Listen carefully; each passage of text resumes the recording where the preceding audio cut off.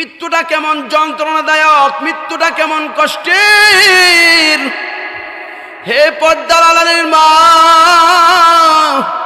হে পর্দার আড়ালের যুবতী বোন, কথাটা আজকে কান খুলে শুনে নাও।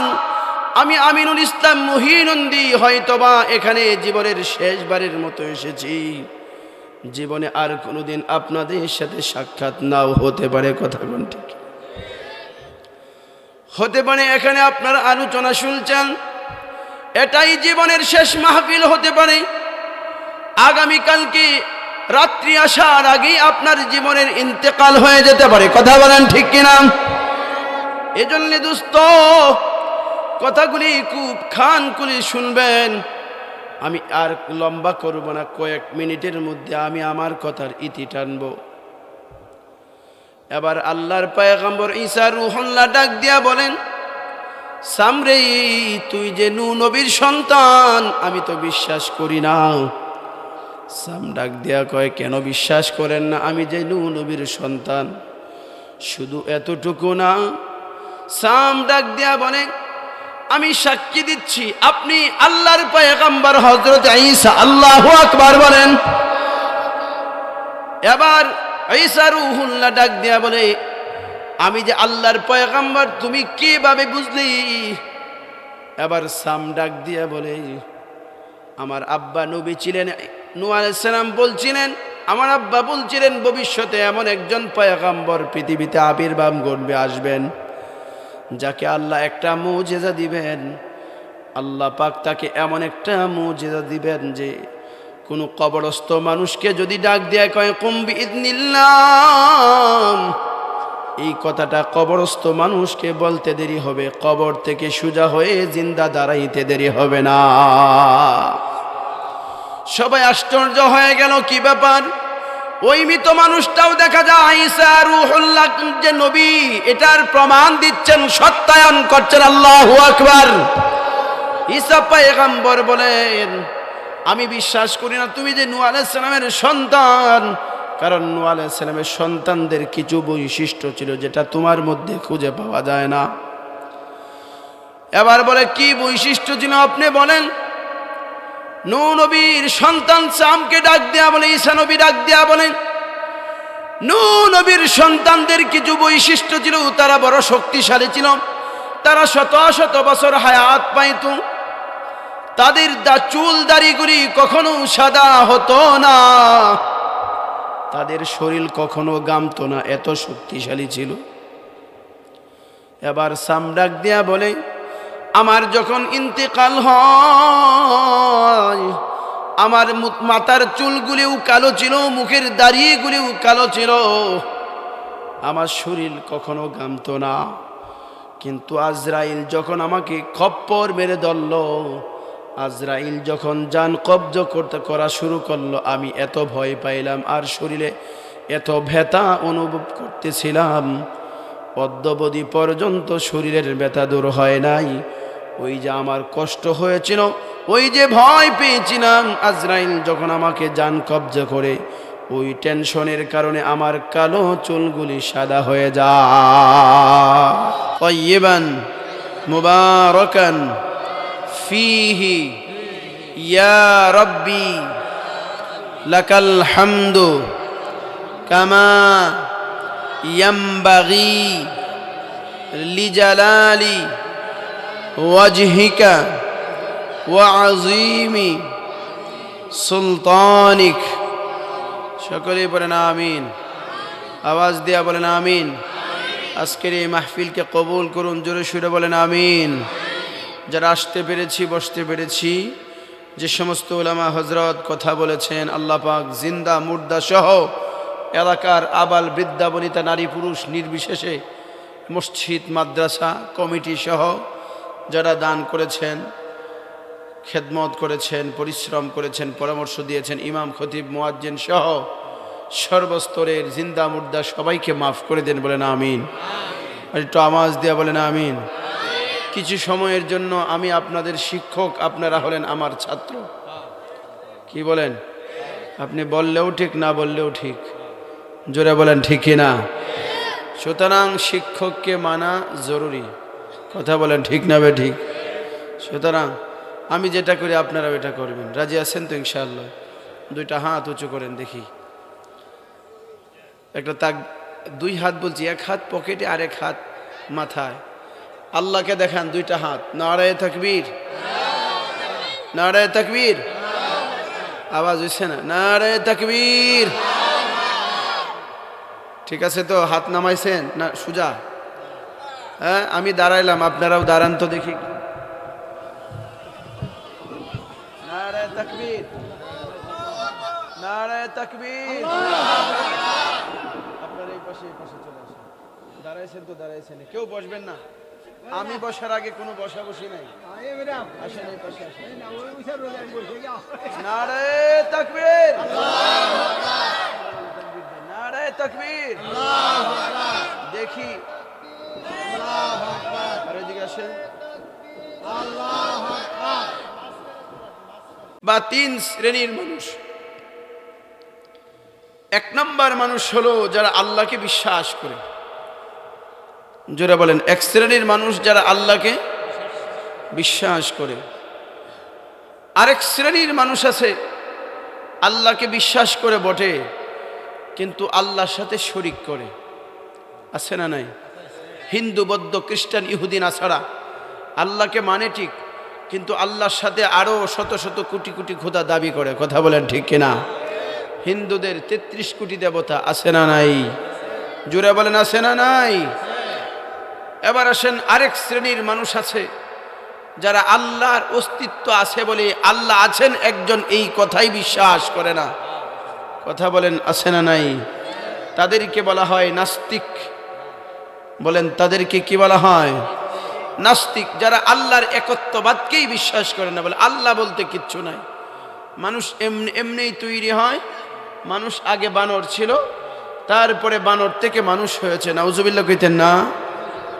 মুহতারাম হাজিরিন, তাহলে আমরা কয় শ্রেণীর মানুষ পাইলাম? এক শ্রেণী হলো আল্লাহকে বিশ্বাস করে, আল্লাহর সাথে কাউকে শরিক করে না, এটা হলো মুমিন মুসলমান আমরা। কথা বলেন ঠিক কিনা? দুই নাম্বার হলো যারা আল্লাহকে বিশ্বাস করে ঠিক, কিন্তু তারা বলে আল্লাহর সাথে আরো শরিক আছে। নাউজুবিল্লাহ বলেন। তাদেরকে বলা হয় মুশরিক। তাদেরকে কি বলা হয়? মুশরিক। নাম্বার ৩, আল্লাহকে বিশ্বাসই করে না। আল্লাহ সত্তা একজন আছেন, তার অস্তিত্বই বিশ্বাস করে না। নাউজুবিল্লাহ বলেন। তারা হলো নাস্তিক। এবার আসেন, কেউ আল্লাহকে স্বীকার করে, কেউ করে না। আল্লাহতে বিশ্বাসীর মধ্যে মানুষের ভেদাভেদ আছে, কিন্তু একটা বিষয় এমন আছে যেই বিষয়ে পৃথিবীর আস্তিক বলেন, নাস্তিক বলেন, ইমানদার বলেন, কাফের বলেন, এই কথার উপর সকলেই একমত, মৃত্যুকে কেউ অস্বীকার করতে পারে না। জোরে বলেন ঠিক কিনা? তাকে মৃত্যুবরণ করতে হবে, এটাই বাস্তবতা, চিরসত্য। আওয়াজ দিয়া বলেন ঠিক কিনা? মৃত্যুবরণ করতেই হবে আমাকে। কারণ আমরা ছিলাম রূহ জগতে, রূহ জগৎ থেকে চলে এসে আল্লাহ পাক মায়ের পেটের ভিতরে ঢুকিয়ে দিয়েছেন আমাদেরকে। কথা বলেন ঠিক কিনা? ওখান থেকে সিরিয়াল টু সিরিয়াল, দাদা আগে আসছে, তারপর বাবা, তারপর নাতি, ছেলে, তারপর নাতি। কথা বলেন ঠিক কিনা? মায়ের পেট থেকে ৩ নম্বর স্টেশন আলমে দুনিয়া। দুনিয়ার জমিনে আমাদের আবির্ভাব ঘটেছে। এই দুনিয়াটাইকেই আমাদের শেষ ঠিকানা। আরো জগৎ আছে। ৪ নম্বর জগতের নাম হলো কবর জগৎ। এই কবর জগতে এমন কেউ আছেন যে কবর জগতে যাইবেন না? আছেন কেউ এখানে? নাকি প্রত্যেকেরই কবরে যাওয়া লাগবে?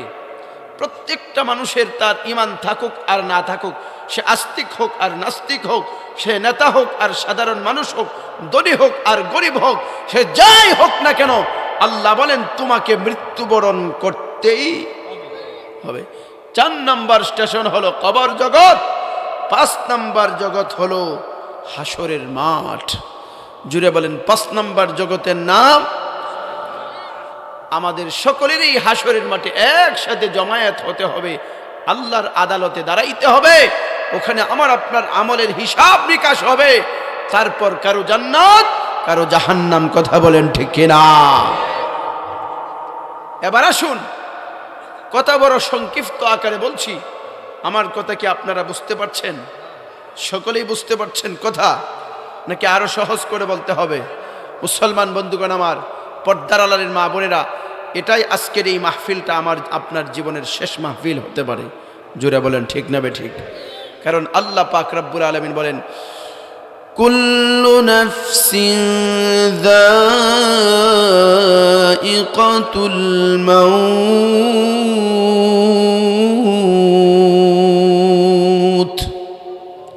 আল্লাহ বলেন প্রত্যেকটা প্রাণীকেই মৃত্যুর স্বাদ গ্রহণ করতে হবে। বলেন দুনিয়াতে যে আমরা আসলাম, দুনিয়াতে আসার পরে আমাদের মনে হয় আমরা যেমনিভাবে বসবাস করি, আমাদের অবস্থাটা এমন বোঝা যায় যে মনে হয় দুনিয়া থেকে আর চিরদিনের জন্য যাব না। আমাদের চলন বলন, চিন্তা চেতনা, কাজকর্ম, কথাবার্তা, আমাদের আচার আচরণ, আমাদের লেনদেন প্রমাণ করে দুনিয়াতে হাজার হাজার বছর হায়াত নিয়ে এসেছি। কথা বলেন ঠিক কিনা?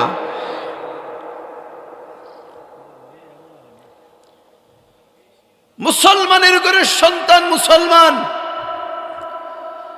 সেই মুসলমানদের হালত যদি আপনি দেখেন, আল্লাহর পয়গম্বর সুন্দর করে একটা ম্যাপ আঁকছেন, চতুর্ভুজ এভাবে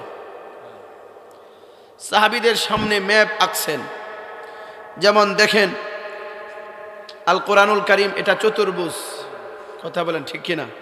চারটা কোণ আছে না নাই? রাসূল নিচ থেকে টান দিছেন, এই দাগ টান দিয়ে আরো উপরে টান দিছেন। নবীজি বললেন, সাহাবীরা শোনো, এটা হলো তোমার জীবনের হায়াত, কিন্তু তোমার চিন্তা চেতনা, তোমার পরিকল্পনা এই হায়াত আরো কয়েকশো বছর পর পর্যন্ত তোমার পরিকল্পনা চলে গেছে। তোমার পরিকল্পনা দেখা মনে হয় তুমি 60 বছর বাঁচতা না, মনে হয় তুমি 350 বছর হায়াত নিয়ে আসছো। আওয়াজ দিয়া বলেন ঠিক কিনা? যেই মানুষটা গড়ে, যুবকদের কথা পরেই বললাম, গড়ে উম্মতে মুহাম্মদের হায়াত হলো 60 থেকে 70। কথা কোন ঠিক কিনা? রাসূলের হাদিস, সংক্ষিপ্ত আকারে বলছি। কিন্তু দেখবেন 100 বছরের গ্যারান্টি দেয়া বিল্ডিং তৈরি করে। কথা বলেন ঠিক না বেঠিক? এই বিল্ডিংই তো আমাকে বলে দিচ্ছে যে আমার চিন্তা চেতনাটা 60 আর 70 বছর না, আমার চিন্তা চেতনা 100 বছর। কথা বলেন ঠিক কিনা? দোস্ত, এই 60-70 বছরের জিন্দেগি যদি তুমি এত সুন্দর করে দুনিয়াকে সাজাও, কবর জগতে রাসূল সাল্লাল্লাহু আলাইহি সাল্লাম বলেন কিয়ামতের আগে সর্বশেষ যেই মানুষটা দুনিয়া থেকে বিদায় নেবে, ওই মানুষটাও কমপক্ষে 40,000 বছর কবরের মধ্যে শুয়ে থাকবে। সুবহানাল্লাহ, আস্তে কোন গুনাহ হইতে পারে। কত বছর? 40 বছর না মিয়া, 40,000 বছর। সর্বশেষ দুনিয়া থেকে যেই মানুষটা ইন্তেকাল করবে, আল্লাহর পয়গম্বর বলেন হাসরের মাঠ, হাসরের মাঠে যাওয়ার আগে ফুলসিরাতের ব্রিজ আছে, যেটা জাহান্নামের উপর দিয়ে নির্মাণ করা হয়েছে। এটা হলো 30,000 বছরের রাস্তা। সুবহানাল্লাহ কইেন না? কত হাজার বছরের রাস্তা? 30,000 বছরের রাস্তা। এবার আসুন, তার পরবর্তীতে হলো হাসরের মাঠ। হাসরের মাঠে প্রত্যেকটা মানুষকেই দাঁড়িয়ে থাকতে হবে হিসাব বিকাশের কাঠগড়ায়। আল্লাহ পাকের আরশে আজিমের ছায়া ছাড়া আর কোনো ছায়া থাকবে না ওখানে। অর্ধহাত উপরে সূর্য চলে আসবে, অর্থাৎ একেবারে নিকটে সূর্য চলে আসবে। ওই দিন সূর্যের সমস্ত ক্ষমতা প্রয়োগ করা হবে, মানুষের মাথার মস্তকগুলি গলে গলে পড়বে। মানুষ কতটুকু পরিমাণ হাসরের মাঠে জায়গা পাবে? একজন মানুষ, আপনি যে একটু আগে দাঁড়াইলেন, দাঁড়ানোর পরে 2টা পায়ের নিচে যেই পরিমাণ জায়গা, হাসরের মাঠে আপনাকে এই পরিমাণ জায়গা দেওয়া হবে। এই জায়গাটুকুর মধ্যে হাসরের মাঠে দাঁড়ায় থাকবেন। হাসরের মাঠের একটা দিন হবে দুনিয়ার 50,000 বছরের সমান। আওয়াজ দিয়ে বলেন আল্লাহু আকবার। চিন্তা করেছেন? তারপরে হলো আপনার জান্নাত না জাহান্নাম ফায়সালা হবে। আপনার আমল নামা যদি ডান হাতে আসে আপনি জান্নাতে চলে যাবেন, আপনার আমল নামা যদি বাম হাতে আসে আপনি সোজা জাহান্নামের দিকে যাওয়া লাগবে। কথা কোন ঠিক কিনা? فأما من أوتي كتابه بيمينه فيقول هاؤم اقرءوا كتابيه وأما من أوتي كتابه بشماله فيقول يا ليتني لم أوت كتابيه ولم أدر ما حسابيه। আল্লাহ পাক রব্বুল আলামিন ওই যে হাসরের মাটির অবস্থাটা পৃথিবীর মানুষকে জানিয়ে দিলেন, তামাম পৃথিবীর মানুষ শোনো, তোমার আমল নামা যদি ডান হাতের মধ্যে আসে তাহলে তুমি মানুষকে আমল নামাগুলি দেখাইবা, এই যে দেখো আমার কত সুন্দর আমল, এই আমল, আমার আমল নামাটা তুমি একটু পড়ে দেখো, আমার আমল নামাটা কত সুন্দর। এসএসসি পরীক্ষা পাশ করার পরে ছেলে মেয়েরা যেমনি ভাবে খুশি হয়ে যায়, বাড়িতে ফুল করে বলে, ছেলে বলে, মেয়ে বলে, নাতি বলে, নাতনি বলে, দাদা আমি গোল্ডেন প্লাস পেয়েছি, আমার আমল নামাটা, আমার রেজাল্টটা দুটো তুমি চার্জ দিয়া দেখো ইন্টারনেটের মধ্যে আসে না নাই। আর যেই বাচ্চাটা ফেল করে, ফেল করার পরে দেখা যায় একদিন দুই দিন বাড়িতেই যাইতে চায় না, সে চিন্তা করে রেজাল্ট দেওয়ার 3 দিন আগ থেকে, 1 সপ্তাহ আগ থেকে তার মাথা গরম, হায়রে আমার রেজাল্ট যদি না দেওয়া হতো কতই না ভালো হতো। কথা বলেন ঠিক কিনা? দুনিয়ার জমিনে সাধারণ পরীক্ষার আমল নামার হালত যদি এই হয়, সাধারণ একটা এসএসসি, এইচএসসি, ডিগ্রি, অনার্স, মাস্টার্সের পরীক্ষার রেজাল্টের ক্ষেত্রে যদি একজন পরীক্ষার্থীর অবস্থা এমন হয়, হাসরের কঠিন মাঠ আল্লাহ পাক এত কঠিন করে সাজিয়েছেন, যেই দিন কেউ কারো কোনো আপন হবে না, যেই দিন কেউ কারো সাহায্যকারী হবে না। ওয়ালা তাজিরু ওয়াজিরাতু ওয়িজরা উখরা, ওই দিন কেউ কারো কোনো বোঝা বহন করবে না। ওই দিন আমার আপনার অবস্থাটা কেমন হবে? ওই দিন ভাই ভাইকে চিনবে না, বাবা সন্তানকে চিনবে না, সন্তান বাবাকে চিনবে না, মা সন্তানকে চিনবে না, সন্তান মাকে ওই দিন চিনবে না। আল্লাহ পাক রব্বুল আলামিন কোরআনে কারিমে ডাক দিয়া বলেন, ইয়াউমা ইয়াফিরুল মারউ মিন আখিহি ওয়া উম্মিহি ওয়া আবিহি ওয়া সাহিবাতিহি ওয়া বানিহি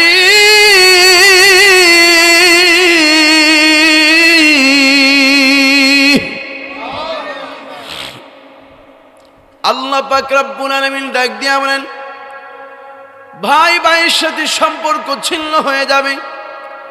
বলবে, ভাই এই যে দেখো দুনিয়ার জমিনে তোমাকে বড় মায়া করেছিলাম, মোহাব্বত করে, বাবা বুড়া হয়ে গিয়েছিল, আমি তোমাকে লালন পালন করেছিলাম, আমি তোমার পড়ালেখার খরচ দিয়েছিলাম, আমি আমার নিজের চিন্তা করি নাই, আমি তোমার জীবনের চিন্তা করেছি, তোমাকে প্রতিষ্ঠিত করার চিন্তা করেছি।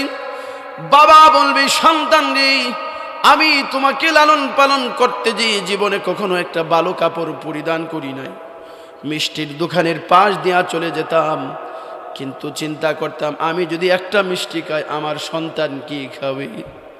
এই চিন্তা করে বাবা নেই, তোর জন্য আমি আমার নিজের সৎ ইচ্ছা, মনের আশাগুলি পূরণ করতে পারে নাই। আশা ছিল একটাই, তোকে জীবনে প্রতিষ্ঠিত করব।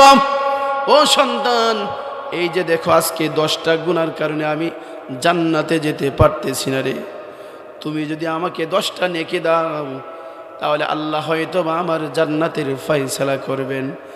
আল্লাহ পাক রব্বুল আলামিন এই জন্যই পৃথিবীর মন বোলা ইমানদারদেরকে ডাক দিয়া বলেন, তামাম পৃথিবীর ইমানদার ওই দিন কিন্তু কেউ কারো আপন হবে না, ইয়া নাফসি করতে থাকবে।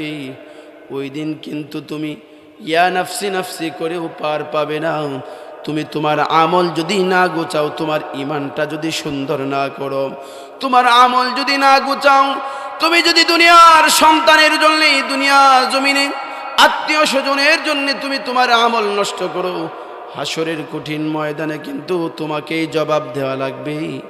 ও মুসলমান, বলেন দেখি, এই দুনিয়ার জমিনে থাকা অবস্থায় আমাদের ইমান আমলের চিন্তা করার দরকার আছে না? না, আমাদের যে মৃত্যুবরণ করতে হবে, মৃত্যুর কথা এমনিতেই ডাইরেক্ট আমরা ভুলে গেছি। আমাদের চলনে বলনে চিন্তা চেতনাই বোঝাই যায় না, চেহারার মধ্যে ফুটে ওঠে না আমার মরণ হবে।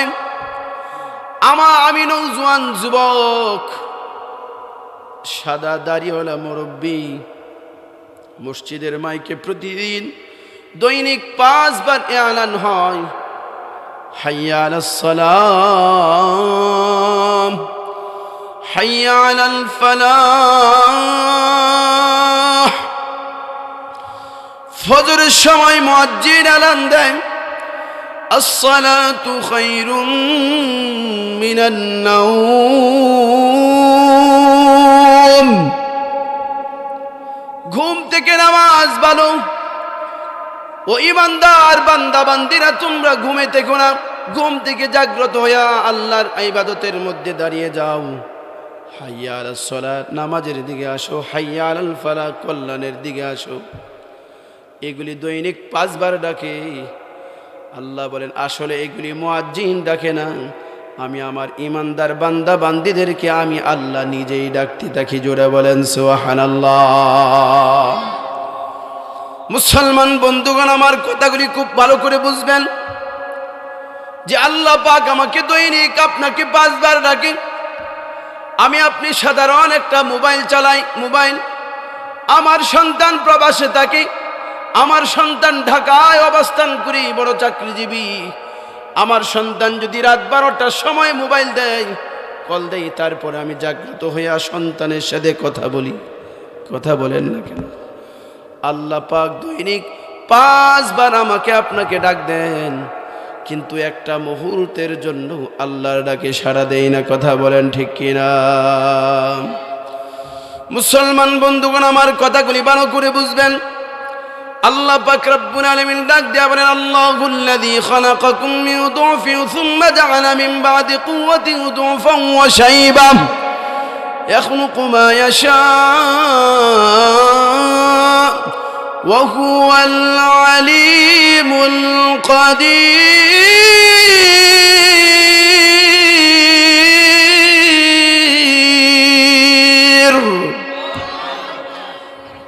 আল্লাহ পাক রব্বুল আলামিন ডাক দিয়া বলেন, तमाम পৃথিবীর মানুষ শুনো, আজকে ছোট্ট তুমি দুনিয়া পাওয়ার পরে তুমি মৃত্যুকে ভুলে গেলে, আমি আল্লাহকে ভুলে গেলে।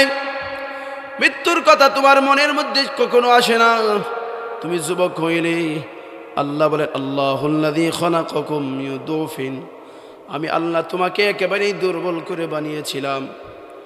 জন্মের পরে তুমি কাউকে চিনতে না। কথা বলেন ঠিক কিনা? জন্মের পরে তুমি নিজে নিজে কথা বলতে পারতে না।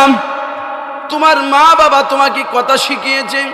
এত দুর্বল ছিলে, তুমি নিজের হাতে খাবারটুকু খেতে পারতে না, এত দুর্বল বানিয়েছিলাম তোমাকে। নিজের হাতে খাবার খেতে পারতে না, নিজে নিজে চলাফেরা করতে পারতে না। সুম্মা জাআলা মিন বাদি দুফিন কুওয়া, তারপরে আমি আল্লাহ পাক তোকে দুর্বলতার পরে আমি আল্লাহ তোকে নওজোয়ান যুবকের শক্তি দিয়া দিলাম। জোরে বলেন না সুবহানাল্লাহ। ও মুসলমান, বলেন তো দেখি, এই যৌবনের শক্তি কে দান করেছেন? চিল্লায় বলেন। কিন্তু যুবক একবার চিন্তা করে না, আল্লাহ আমাকে যেই যৌবনের শক্তি দিয়েছে, এই যৌবনের শক্তি দিয়ে আমি কেন নাফরমানি করছি? আমি কেন আল্লাহর ডাকে সাড়া দেই না? আল্লাহ পাক রব্বুল আলামিন বারবার আমাকে আপনাকে স্মরণ করিয়ে দিচ্ছেন, বান্দারে, আমি আল্লাহ তোকে দুর্বল বানিয়েছিলাম, দুর্বল থেকে সবল বানিয়েছি, নওজোয়ান যুবক বানিয়েছি, যৌবনকাল দিয়েছি, শক্তি দিয়েছি।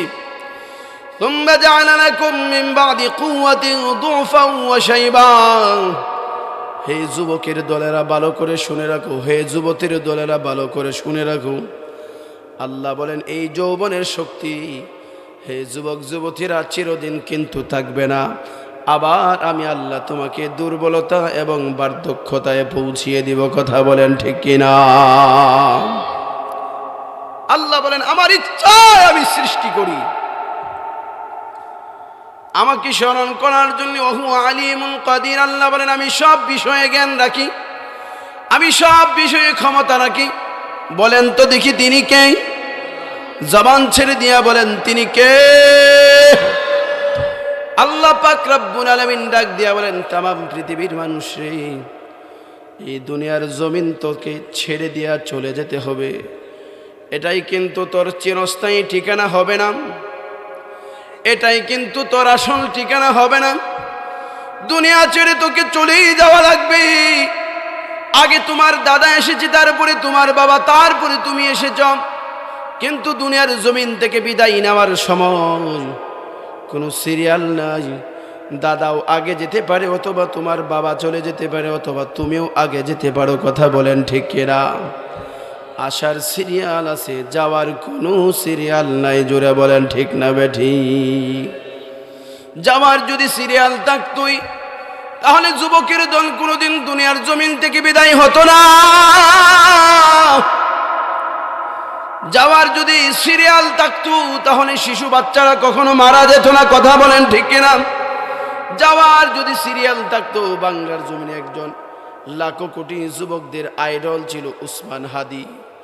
ওই যুবক এই যৌবনকালে মারা যেত না। কথা বলেন ঠিক কিনা? আওয়াজ দিয়ে বলেন ঠিক না ঠিক?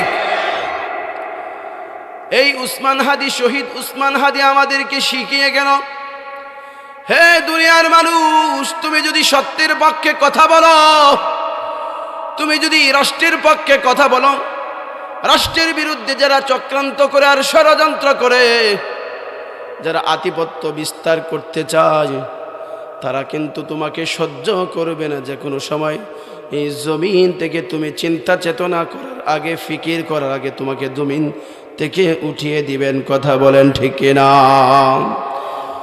এই জন্য বোঝা গেল মুসলমান ভাইরা রে আমার, ও পর্দার আড়ালের মা, আমরা আজকে আমার ভূমিকা থেকে আমরা বুঝতে পারলাম এই দুনিয়াটা থাকার জায়গা না। কথা বলেন ঠিক কিনা?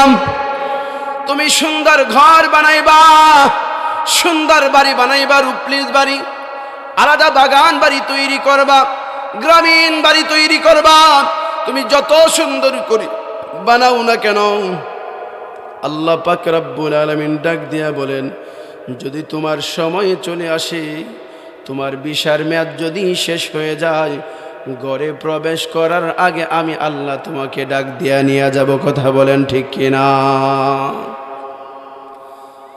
পৃথিবীর জমিনে একজন জালিম বাদশা ছিল, তার নাম হলো সাদ্দাত। নাম শুনছেন তো আপনারা?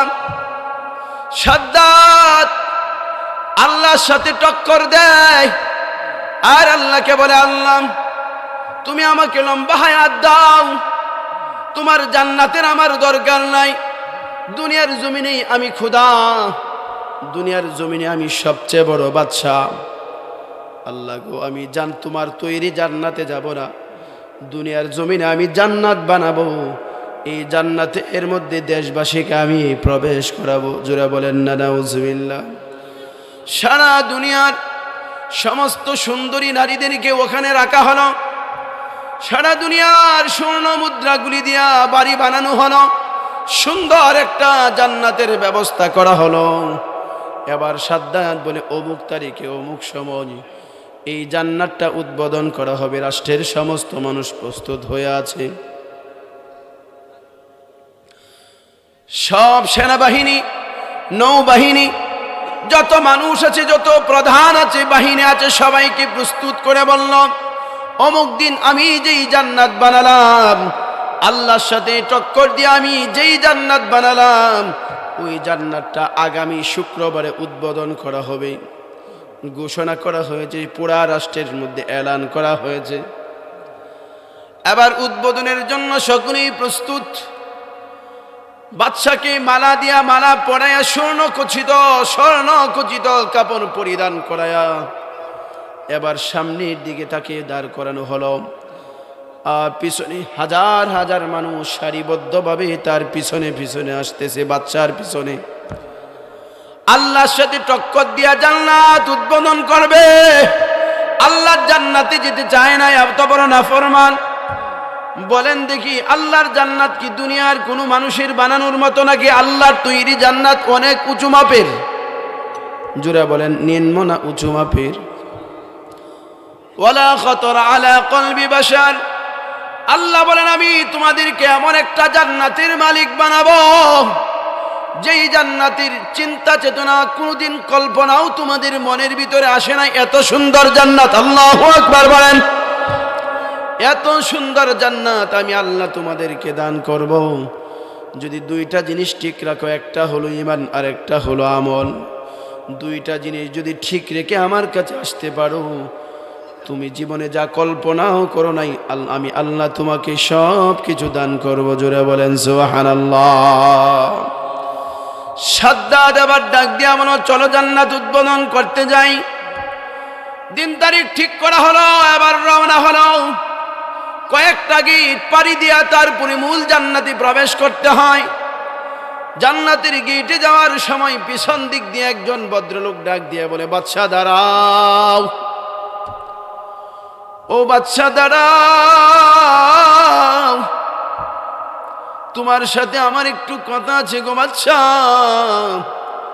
বাদশা গো দাঁড়াও। বলে, সময় নাই, জান্নাত উদ্বোধন করতে যাই, এখন দাঁড়ানোর সময় নাই। বাদশা ডাক দেয়া বলে, সময় নাই। কিন্তু পিছনের ভদ্রলোক ডাক দেয়া বলে, দাঁড়ান, কথা আছে। একবার দুইবার তিনবার ডাক দেয়া বলে, দাঁড়ান, কথা আছে আপনার সাথে, দাঁড়ান। এবার বাচ্চা হতভম্ব হয়ে গেল। কি ব্যাপার, কি ব্যাপার? এতগুলো সিকিউরিটি গার্ড থাকার পরেও একজন জীর্ণ শীর্ণ কাপড় পরিহিত মানুষটা কিভাবে এই দরজায় প্রবেশ করলো? বাচ্চা রাগান্বিত হয়ে গেল। কি ব্যাপার?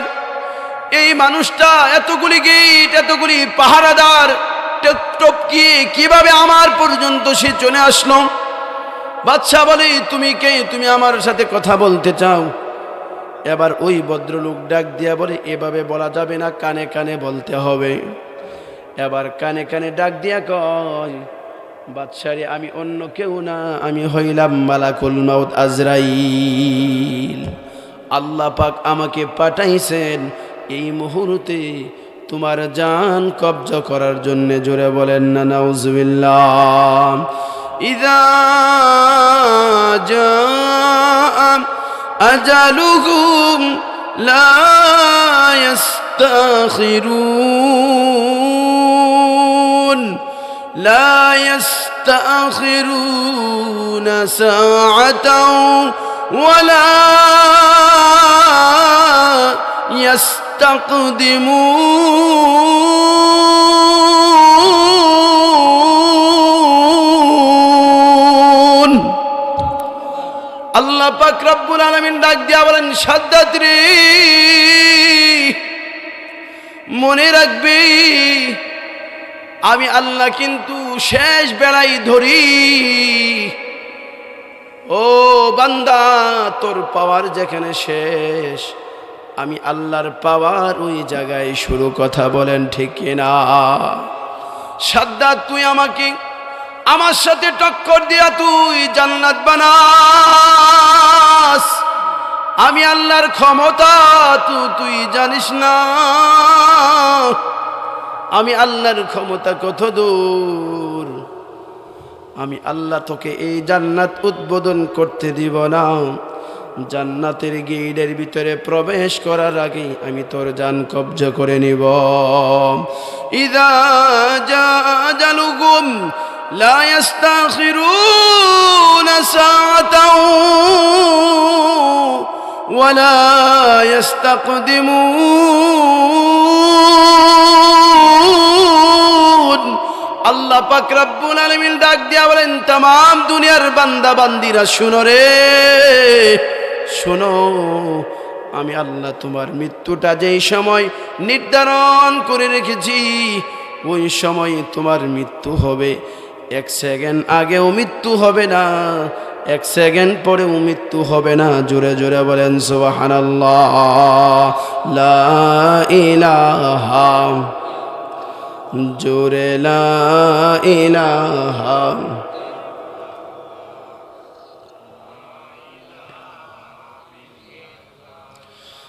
মুসলমান বন্ধুগণ, আমার কথাগুলি ভালো করে বুঝবেন যে আল্লাহ পাক আমার আপনার মৃত্যুটা নির্ধারণ করে রেখেছেন। বলেন তো তিনি কে? জবান ছেড়ে দিয়া বলেন তিনি কে? তাহলে বোঝা গেল, এই আয়াত দ্বারা বোঝা গেল আমাদের মৃত্যু নিশ্চিত, নির্দিষ্ট টাইম দেওয়া আছে। কথা বলেন ঠিক কিনা? কিন্তু আমরা জানি না আল্লাহ কখন আমার মরণ লেখা রাখছে, আমার জানা নাই। সুতরাং বোঝা গেল যেহেতু মৃত্যুর টাইম আমার জানা নাই, সুতরাং প্রত্যেকটা মুহূর্তে মৃত্যুর প্রস্তুতিটা কেমন হতে পারে? মৃত্যুর প্রস্তুতি কেন নিব? মৃত্যুটা বড় ভয়ঙ্কর জিনিস, মৃত্যুটা বড় যন্ত্রণার জিনিস, মৃত্যুটা বড় কঠিন জিনিস। মৃত্যুটা কেমন কঠিন! বিশ্বনবী সাল্লাল্লাহু আলাইহি ওয়াসাল্লাম পৃথিবীতে আসার আগে আরেকজন পয়গম্বরের আবির্ভাব ঘটেছিলেন, তার নাম হলো ঈসা রূহুল্লাহ আলাইহিস সালাম। নাম শুনেছেন আপনারা? ঈসা পয়গম্বর পৃথিবীতে আসার পরে এক কালিমার দাওয়াত দেওয়া শুরু করলেন, কিন্তু ঈসা আলাইহিস সালামের উম্মতেরা তার দাওয়াত কবুল করে না। ঈসা পয়গম্বরের উম্মতেরা ডাক দিয়া বলে, ঈসা রে, ও আল্লাহর পয়গম্বর, শুনে রাখেন, আপনি যদি আমাদেরকে ঈমান আনাইতে চান, আমরা বিশ্বাস করব একটা কাজ করলে। কয়টা কাজ? আপনি যদি একটা কাজ করেন তাহলে আমরা বিশ্বাস করব আপনি আল্লাহর পয়গম্বর, নতুবা বিশ্বাস করব না। এবার ঈসা আলাইহিস সালাম ডাক দিয়া বললেন, বলো দেখি, বলো দেখি, তোমরা আমি কোন কাজ করলে আমি যে আল্লাহর পয়গম্বর বিশ্বাস করবে? বলো দেখি, বলো।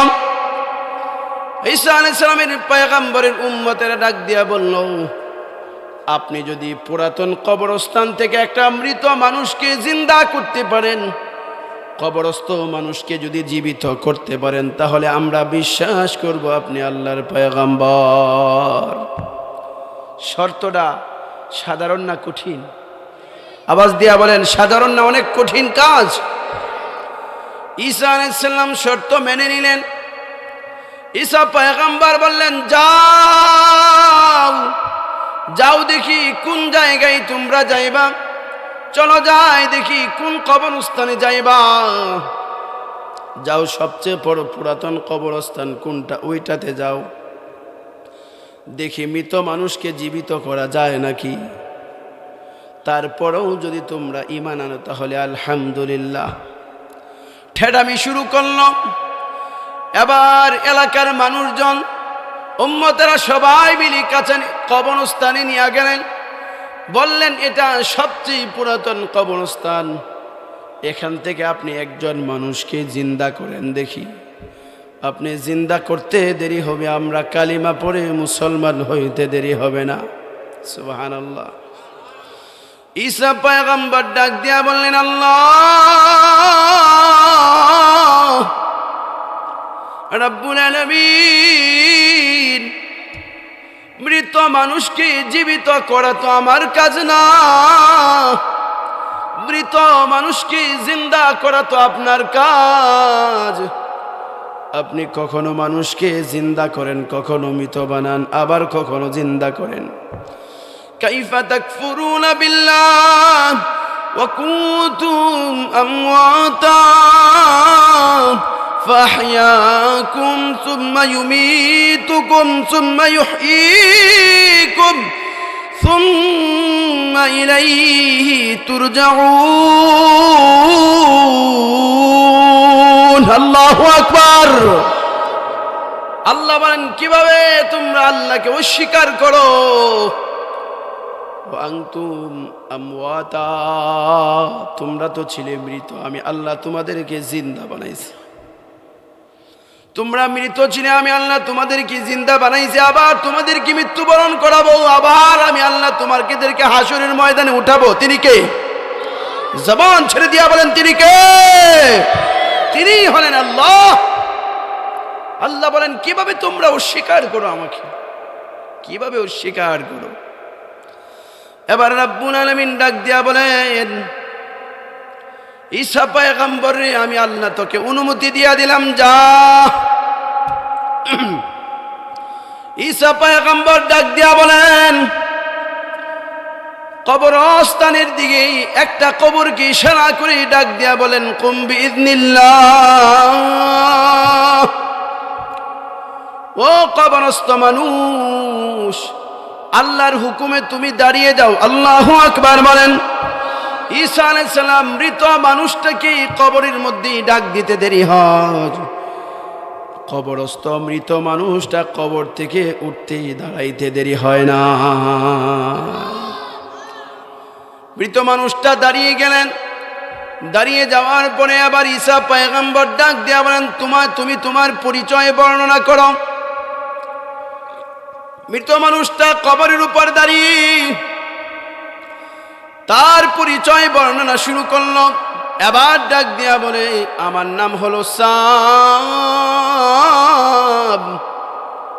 আমার আব্বার নাম হলো হযরত নূহ আলাইহিস সালাম। আল্লাহু আকবার। আমার আব্বা নবী ছিলেন, আমার নাম সাম। ঈসা পয়গম্বর ডাক দিয়া বলেন,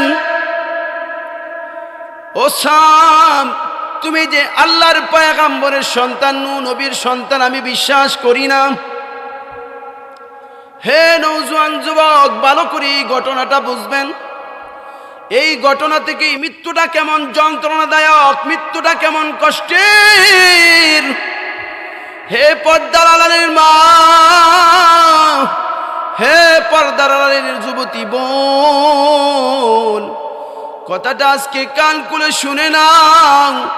আমি আমিনুল ইসলাম মহিনন্দী হয়তোবা এখানে জীবনের শেষবারের মতো এসেছি, জীবনে আর কোনোদিন আপনাদের সাথে সাক্ষাৎ নাও হতে পারে। কথা কোন ঠিক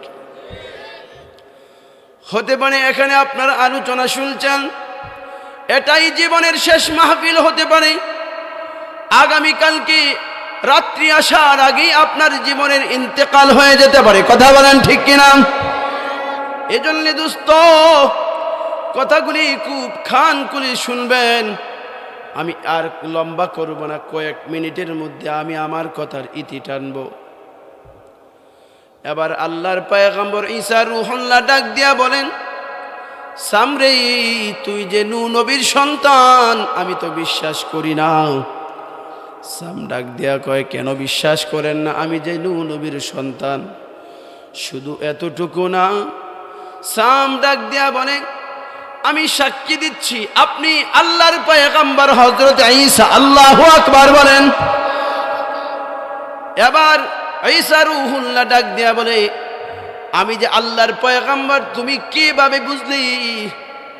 এবার সাম ডাক দিয়া বলে, আমার আব্বা নবী ছিলেন, নূহ আলাইহিস সালাম বলছিলেন, আমার আব্বা বলছিলেন ভবিষ্যতে এমন একজন পয়গম্বর পৃথিবীতে আবির্ভাব ঘটবে, আসবেন, যাকে আল্লাহ একটা মুজিজা দিবেন।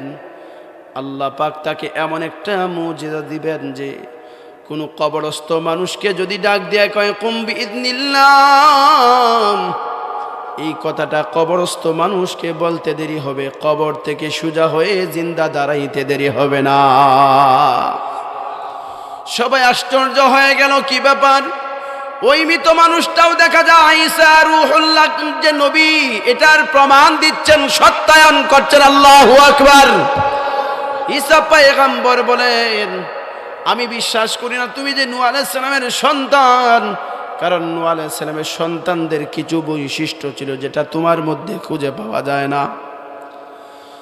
এবার বলে, কি বৈশিষ্ট্য ছিল আপনি বলেন?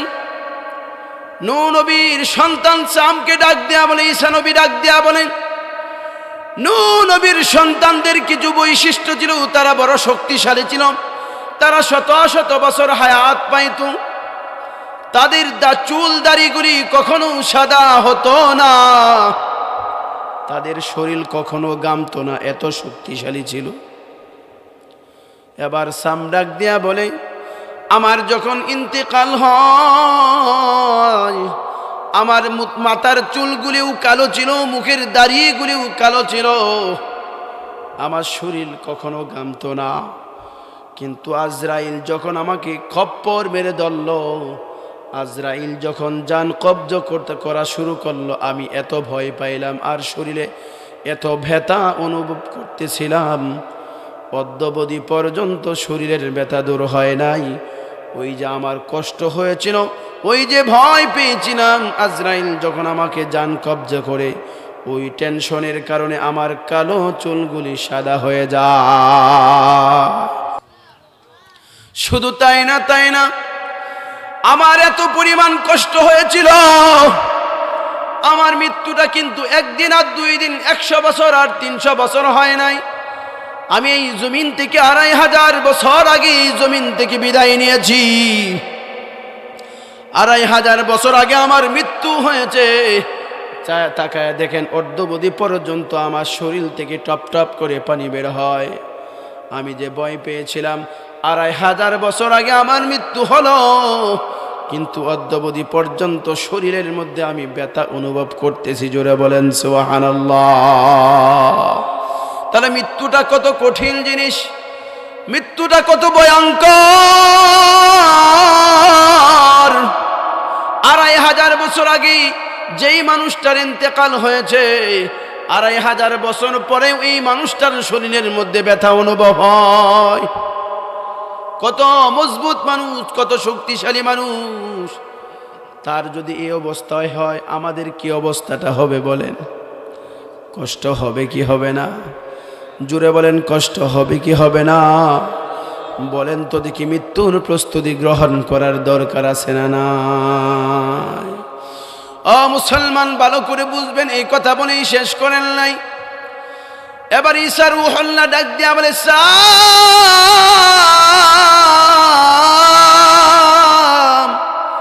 ভালো করে শুনে রাখো, তুমি যদি চাও দুনিয়ার জমিনে তুমি জীবিত থাকতে পারো। এবার সাম ডাক দেয়া বলে, আমি যদি জীবিত থাকি তাহলে কি আবার আমাকে মৃত্যুর স্বাদ গ্রহণ করতে হবে নাকি? এবার ঈসা রূহুল্লাহ ডাক দেয়া বলে, তুমি যদি দুনিয়ার জমিনে জীবিত থাকতে চাও তাহলে আবারও তোমাকে মৃত্যুবরণ করতে হবে।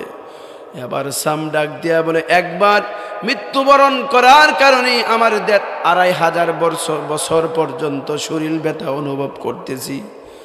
আমি ওই দুনিয়ায় আর জীবিত থাকতে চাই না, যেই দুনিয়ার জমিন থেকে আমাকে মৃত্যুবরণ করতে হবে।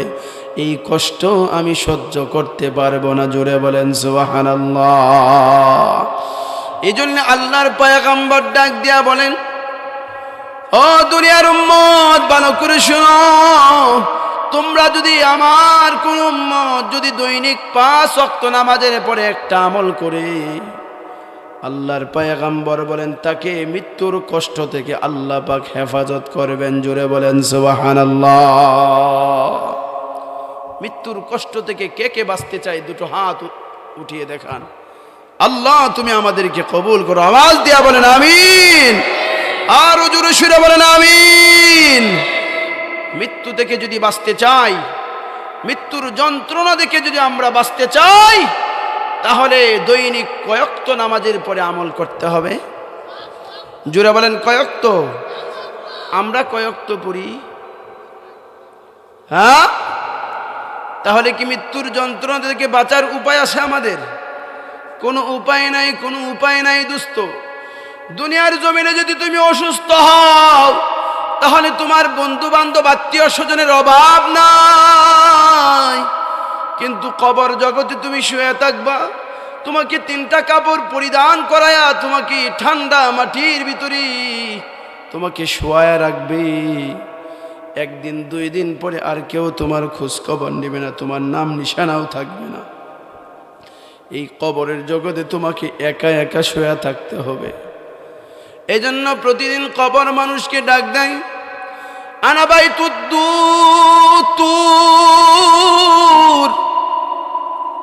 আনা বাইতুত তুরাব, আমি মাটির ঘর, আনা বাইতুদ-দুদ, আমি সাপ বিচ্ছুর ঘর, আমি পোকা মাকড়ের ঘর, আমি বিষাক্ত সাপের ঘর, আমি অন্ধকারাচ্ছন্ন ঘর। এই ঘরে যদি তুমি আসতে চাও, ইমানের পাওয়ার, আমলের পাওয়ার নিয়ে আইসো। যদি এগুলি নিয়ে আসতে পারো তাহলে আমার সাথে তোমার সুন্দর আচরণ হবে, নতুবা তোমার সাথে কোনো সম্পর্ক আমার নাই। নাউজুবিল্লাহ। এ দোস্ত, এই জন্য আমরা কবরের জগতে যদি সহি সালামতে যেতে চাই, আমরা যদি মৃত্যুর যন্ত্রণা থেকে বাঁচতে চাই, 5 ওয়াক্ত নামাজের পরে ছোট্ট একটা আমল রাসূল বাতলিয়ে দিয়েছেন। এই আমল যারা করবে আল্লাহ পাক তাদেরকে মৃত্যুর যন্ত্রণা থেকে হেফাজত করবেন। আওয়াজ দিয়া বলেন সুবহানাল্লাহ। এই আমলটা সকলেই করতে রাজি আছি তো ইনশাআল্লাহ? আল্লাহ তুমি কবুল করো। আওয়াজ দিয়া বলেন আমিন। মুহতারাম হাজিরিন, মৃত্যুবরণ করব, বলেন তো দেখি আমরা মৃত্যুর সময় কাফনের ভিতরে কয় হাজার কয় লাখ টাকা দিয়ে দিবেন? জুড়ে বলেন না, আর একটু আওয়াজ দিয়ে বলেন কয় লাখ, কয় কোটি, কত হাজার? বাদশাহ জুলকারনাইন ডাক দিয়া বলে, দুনিয়ার মানুষ শুনো, আমি গোটা পৃথিবীর রাজত্ব করেছি, পূর্ব থেকে পশ্চিম, উত্তর থেকে দক্ষিণ মেরু পর্যন্ত। আমি গোটা দুনিয়া ঘুরেছি, আমার রাজত্বের অভাব ছিল না। মৃত্যুর সময় জুলকারনাইন বলেন, আমার যখন মৃত্যু হবে, কাফনের ভিতর থেকে আমার 2টা হাত বের করে রাখবে, আর আমার এই 2 হাত দেখে পৃথিবীর মানুষ বুঝবে বাদশাহ জুলকারনাইন গোটা দুনিয়ার রাজত্ব পালন করেছে, কিন্তু মৃত্যুর সময় খালি হাতে কবরে গিয়েছে। বাদশাহ জুলকারনাইন আমাদেরকে শিক্ষা দিয়ে গেল, সারা দুনিয়াও যদি তোমার পায়ের নিচে থাকে, তারপরেও তুমি কবরে কিছুই নিয়ে যেতে পারবে না। কথা বলেন ঠিক কিনা? এজন্য আসুন কবরে যাওয়ার আগে কিছু সামান কবরে পাঠাই। রাজি আছেন না ইনশাআল্লাহ? আল্লাহ আমাদের তৌফিক দান করুন। আওয়াজ দিয়া বলেন আমিন। এমন কে আছেন এই যে মাদ্রাসা উন্নয়ন